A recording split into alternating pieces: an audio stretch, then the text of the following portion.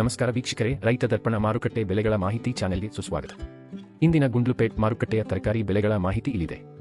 ವರದಿ ದಿನಾಂಕ 24 ಆಗಸ್ಟ್ 2026. ಸೂರ್ಯಕಾಂತಿ ತಳಿ ಇತರೆ ಕನಿಷ್ಠ ಬೆಲೆ ₹7,500, ಗರಿಷ್ಠ ಬೆಲೆ ₹8,550. ಅರಿಶಿನ ತಳಿ ಸ್ಥಳೀಯ ಕನಿಷ್ಠ ಬೆಲೆ ₹16,000, ಗರಿಷ್ಠ ಬೆಲೆ ₹16,075. ಟೊಮ್ಯಾಟೊ ತಳಿ ಟೊಮ್ಯಾಟೊ ಕನಿಷ್ಠ ಬೆಲೆ ₹1,000, ಗರಿಷ್ಠ ಬೆಲೆ ₹1,200. ಹುರುಳಿಕಾಳು ತಳಿ ಹುರುಳಿಕಾಳು ಬೋಲ್ ಕನಿಷ್ಠ ಬೆಲೆ ₹5,000, ಗರಿಷ್ಠ ಬೆಲೆ ₹5,500.